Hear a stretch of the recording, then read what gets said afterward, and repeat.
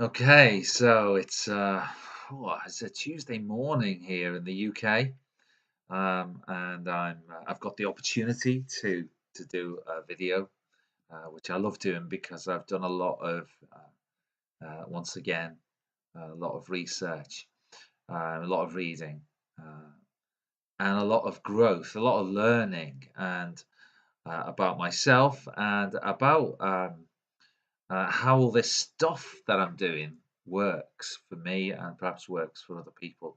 Uh, and what I've come to notice is that there is a lot of frustration going around.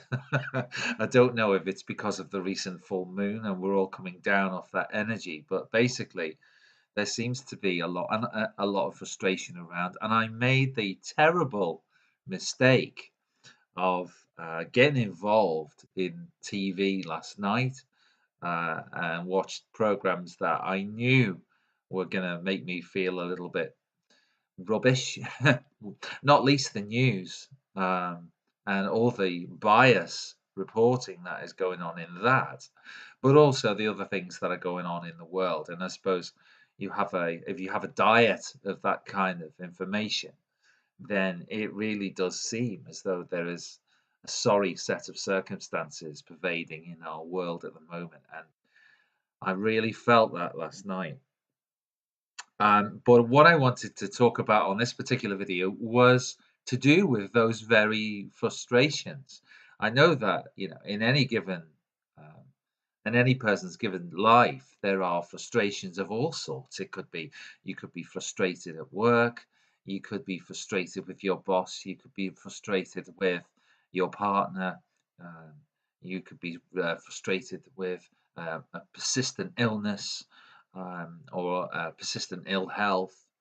Um, and a lot of these things, when you really sort of take time just to sit back and have a look at them, and do what I call become the noticer, then you look at things in a completely different way. And I know that it is really hard to, in the moment, uh, have that perspective. But I think it's really important when you can to recognize or to notice how you're feeling about that particular frustration, whatever that is.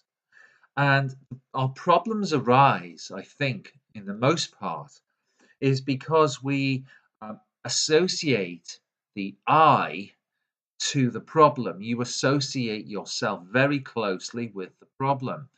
And therefore, there is a very personal feeling, a very personal attachment to the wrongdoing.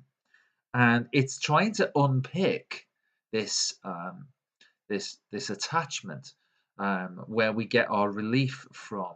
So you imagine there's your problem, and there is you, and there's this intertwining of the two that causes the problem. And the idea is just to try and unpick and disassociate the I or you from that problem.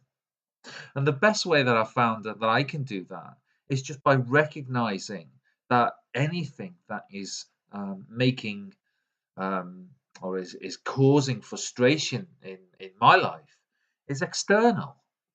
And in that sense, I then am allowed to separate the two.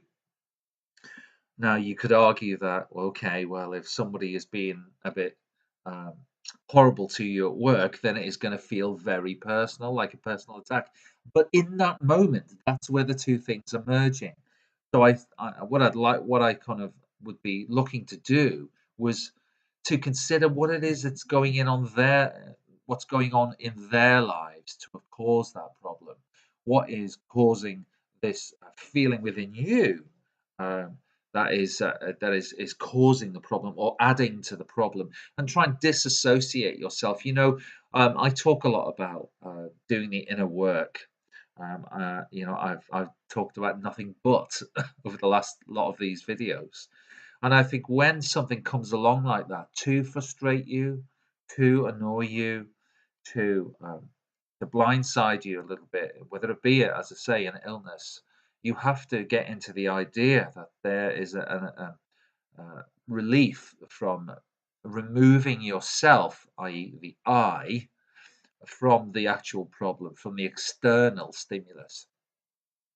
A lot of the videos that I've done talk about limitations, and they talk about I talk about this idea that we are trained and we are shown what our limitations are, what we can do, what we can't do, what we're the limits of expectations of parents, colleagues, and in some cases the wider community.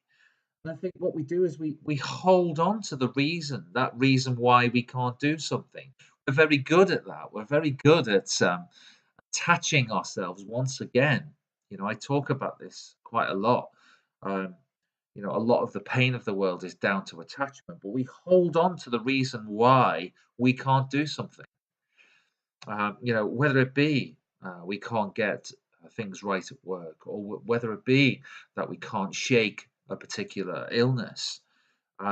It's mentioned in the up and coming Heal documentary by Marianne Williamson, and she says we are more trusting in the ability of cancer to kill us than we are trusting of our own nature to heal ourselves. We are limiting our own infinite possibilities in favor of something that we've been told. We've been told that in that situation, cancer is going to kill you.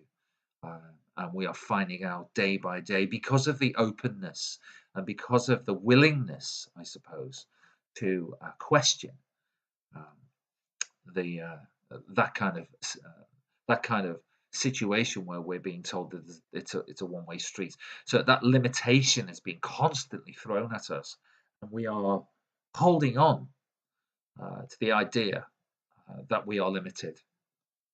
And I think what I'm trying to do is encourage an openness and a conversation about how it is that we can get around these frustrations, how it is that we can um, disassociate ourselves from pain, disassociate ourselves from the external stimuli that is around you on a daily, on sometimes an hourly basis.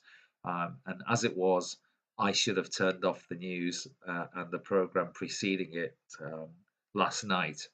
But it was a good lesson, and it was a lesson that I needed, perhaps. And that's also true as well. If something is coming up for you, and if there's emotions are coming up as a result of the frustrations that you're feeling, then you are being taught something. You are being taught something about yourself that you may need to work on. It's been a good morning so far in terms of learning, in terms of reflection, and I hope that the rest of your day goes really well for you. And I look forward to coming back and talking soon, if there's anybody out there, that is. But yeah, have a great day.